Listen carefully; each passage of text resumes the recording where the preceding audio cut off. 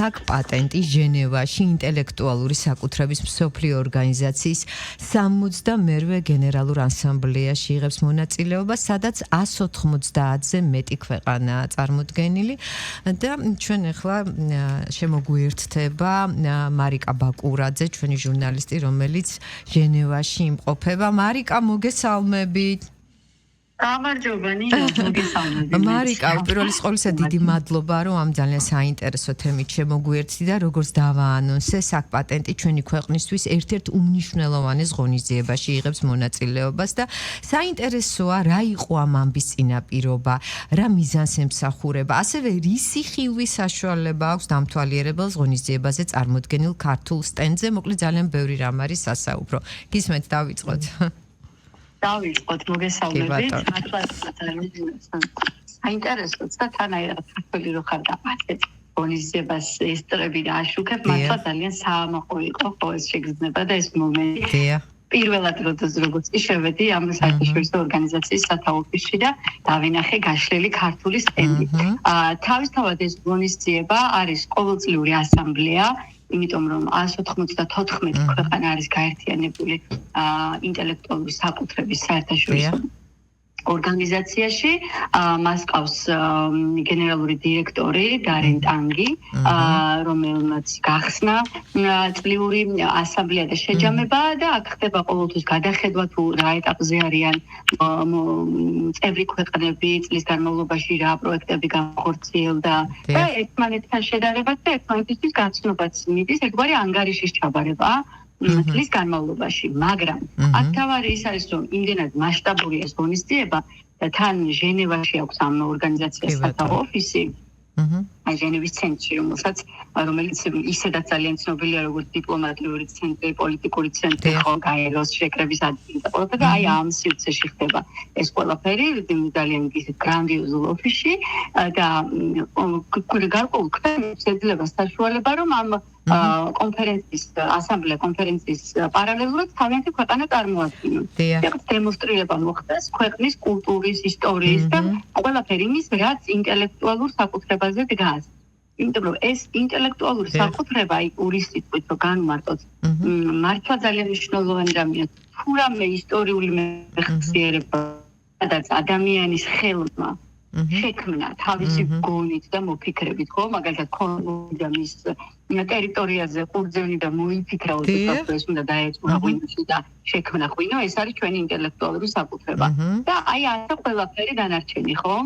დიახ, და აი ყველაფერი დანარჩენიო, მარიკა, და აი საინტერესოა, ხო, რაც შეეხება ჩამონათვალს, რა თქმა უნდა, ძალიან დიდია ეს ჩვენი ჩამონათვალი და აი რისი ხილვის საშუალება აქვს დამთვალიერებელს, ანუ რაზე აქცენტი ჩვენ სტენდზე გაკეთებული. ქვეყანა ალბათ იმითაც იზომება, რაც უფრო მეტი დასახელება გაქვს. როგორც ჩვენი უნიკალური ინტელექტუალური საკუთრება და მე ვეღარ გეჯავება ვერავინ, რომ ეს არის მათი წარმოება, ხო?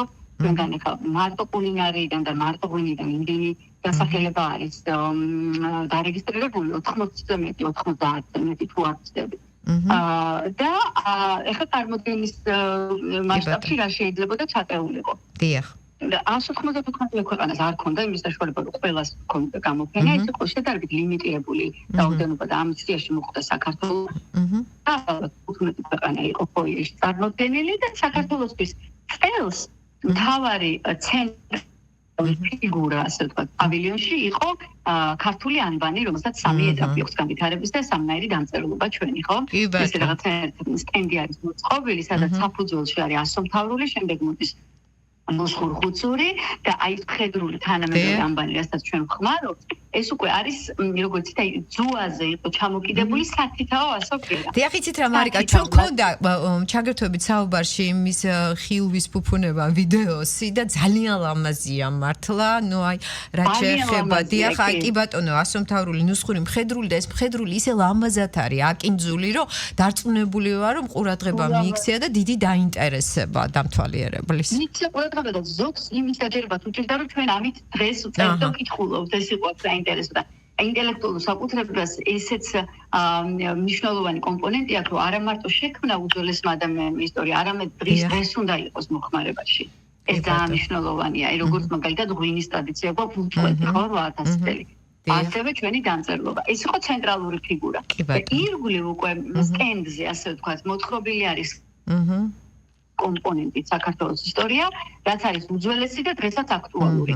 პირველი 1700 წლის ამბავი, რომ ქრისტიანების 1700 წელი და სახელმწიფო რიგით გამოცხადების, შემდეგ მოდის ღვინის კულტურა, რომ ვართ ღვინის სამშობლო და ის ბრინჯაოს პატარა თამადა, რომელიც არის აღმოჩენილი არქეოლოგიურ გათხრებში და არის 8000 წლის თითქმის აი ის წარადგენს ასე ვთქვათ ჩვენს ღვინოსთან დაკავშირებული ისტორიას. შემდეგ უკვე მოდის ვეფხისტყაოსანი და ეს ძალიან მაგარი მომენტი იყო ნინო, რომ ვეფხისტყაოსანი თავად წიგნი არის გადაშლილი, არა თარგმნილი და არაფერი, აი ქართული ორიგინალური ვეფხისტყაოსანი და აი იქ უკვე ხედავენ რომ ის ასოები რომელიც ჩამოკიდებული არის იქ და ლამაზად ყვინავს სინამდვილეში ეს სწორედ ესე წერია ჩვენთან წიგნში და ასე წერს და ასე ვკითხულობ ამ ანბანით და ამ დამწერლობით და ეს კავშირი და წიგსა და ამ გამოფენას შორის.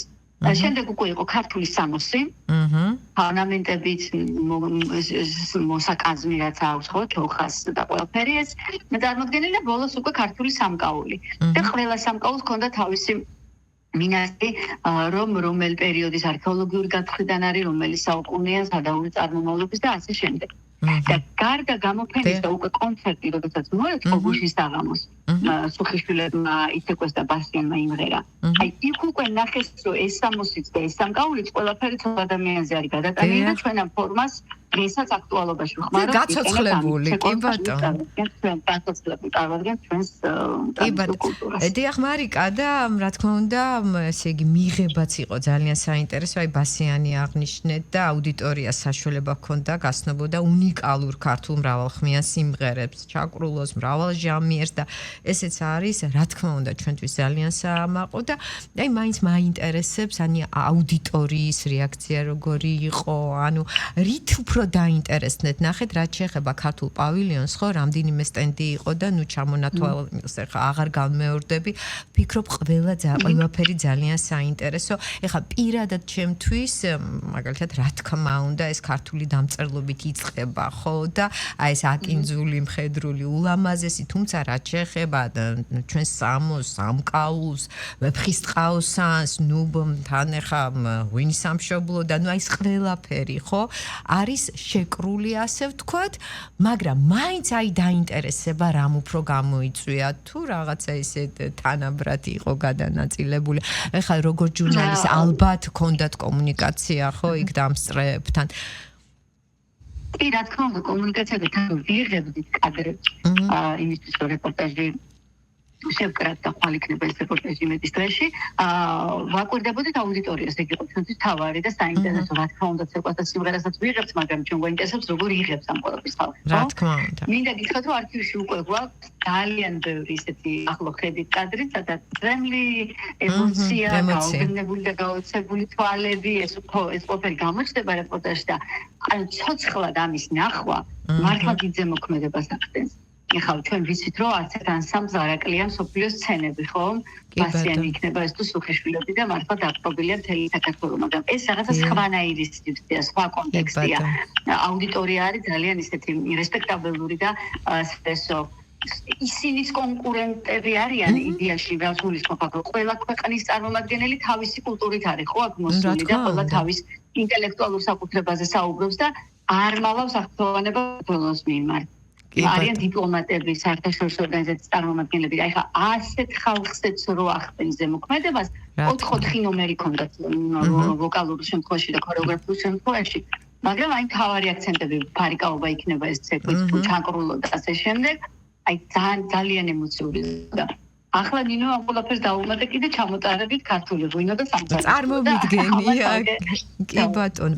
იმიტომ რომ ღვინო და სამზარეულო თქო ჩვენი კულტურული მემკვიდრეობის და რა თქმა უნდა. ინტელექტუალური საკუთრების ნაწილია, ხო, ამიტომ აი ყველაფერი ერთ კომპონენტში შეიკარგა. დიახ. საქართველო რაღაცა კი ბატონო და ნუ ფაქტია რომ უძველესი ქვეყანა საქართველო უძველესი კულტურის ტრადიციის მატარებელი და აი ამ კომპონენტებს რაც შეეხება ესე იგი ისეთი ჰარმონია და ისე არის შეკრული რომ არ მეგულება არავინ რომ ამით არ დაინტერესდეს და ნამდვილად საამაყოდ გვაქვს საქმე ხო მარიკა არ მინდა რამე გამოგრჩეს ამ ღონისძიებიდან და ნუ რა თქმა უნდა ჩვენს დელეგაციას წარმომადგენლობითი და რაც შეეხება კიდე დამსწრებს როგორც აღნიშნე ნუ სხვადასხვა რანგის ადამიანები იმყოფ მაღალი რანგის ადამიანები დამსწრები იმყოფებოდა კი ბატონო შეფასებლებიც ამ დია ყველაფრის კი და ამ ყველაფრის გარდა რა თქმა უნდა მედის ოფიციალური ნაწილი რომელსაც გაიხსნა ასამბლეა საქართველოს სახელით აუდიტორიას მიესალმა საკპატენტის ანუ ქართული ინტელექტუალური საკუთრების ორგანიზაცია რაც არის საკპატენტის თავმჯდომარე სოსო გიორგაძე მას ჰქონდა ერთგვარი ანგარიში რომ წლის განმავლობაში რა მიმართულებები გამოიკვეთა სასწავლო მიმართულებებით ძალიან პოპულარული ხდება ნელ-ნელა და საინტერესო ხდება პატენტ წარმოების სწავლება და ასევე სასწავლო ცენტრი იხსნება ქუთაისში და ამ ყველაფერზე იყო საუბარი და ამასთანავე რა თქმა უნდა მიმდინარეობს ოფიციალური შეხვედრები პირადად გენერალურ დირექტორთან ევროპელ კოლეგებთან რომ რაღაც ერთობლივი პროექტების განვითარებაც მოხდეს და როგორც პრინციპი არის თვითონ ინტელექტუალური საკუთრების ის რომ კი გაქვს ისტორია მაგრამ დღეს უნდა იყო ამ ყველაფრის წარმოებაში და დღესაც აქტუალური ყოფილი იგივენაირად არის ურთიერთობები, რომ აი გვაქვს ასეთი ისტორია, კი ბატონო, მაგრამ ახლა რა ვწვევით? რითი ხდება რაღაცნაირად თანამედროვეობა დახვეწა, თანამედროვე რეალობაში გადმოტანა და აი ეს ოფიციალური ნაწილი რა თქმა უნდა მიმდინარეობს. გოგოშიდელი საღამო იყო დამაგვირგვინებელი ამ ყველაფრის კი ბატონო და კიდევ ერთხელ მარიკა ხაზი გავუსვათ იმას რომ საქართველოს მთავრობასა და ევროპის საპატენტო ორგანიზაციას შორის ვალიდაციის შესახებ შეთანხმება ძალაში 2024 წლის 15 იანვრიდან შევიდა და შემდეგ 2025 წლის დეკემბერში საქართველოს ოფიციალურად უკვე გამოხატა ინტერესი ევროპის საპატენტო კონვენციასთან მიერთების შესახებ და ნუ რასაც ახლა შემდეგ კი ბატონო აი ეს მიმდინარე წელს მოყვა უკვე ეს ამბავი და მოდით ყველას უსურვოთ წარმატებები რა თქმა უნდა და ჩვენ ვამაყობთ ისევ და ისევ ჩვენი ქვეყნის კულტური ძალიან დიდი მადლობა შენ აი ესეთი საინტერესო ჩართვისთვის რამე ხო არ გამოგვრჩა მარიკა მე მგონი ყველა კომპონენტზე ვისაუბრეთ თავადის ასამბლეა საქმიან ნაწილში გრძელდება რა თქმა უნდა და აი ეს ღონისძიება რადგან ესე წარმატებით ჩატარდა აი ხო უკვე გაშუქებებს უნდა გავაკეთოთ ჩვენი რადიოს ეთერით იქნება ტელევიზიის ეთერით რომ მაქსიმალურად ბევრმა ადამიანმა ნახოს და რაღაცა თანამონაწილე და დამსწრე გახდეს რომ აი ვიზუალურად შეხედოს როგორ იყო ეს ყველაფერი და ასე რომ მე მგონი ძალიან კარგი რეზონანსი უნდა ქონდეს ისეთივე კარგი როგორც აქ შენებაში ქონდა რეზონანსი მსოფლიო აუდიტორიის და ჩვენს მაყურებელს ძალიან საინტერესო სიუჟეტი ელოდება სულ მალე კი მადლობა მარიკა წარმატებები წარმატებები თქვენს ნინო მადლობა და დროებით მადლობა დროებით სატელეფონო ხაზზე იყო ჩვენი ჟურნალისტი მარიკა ბაკურაძე კიდევ ერთხელ გეტყვით რომ საკპატენტი ჟენევაში ინტელექტუალური საკუთრების მსოფლიო ორგანიზაციის 68-ვე გენერალურ ასამბლეაში იღებს მონაწილეობას სადაც 190 ქვეყანაა წარმოდგენილი ამ თემაზე ისაუბრა მარიკა ბაკურაძემ რადიო მედის დილის არხი აგრძელებს მაუწყებლობას მე მალე დაგიბრუნდებით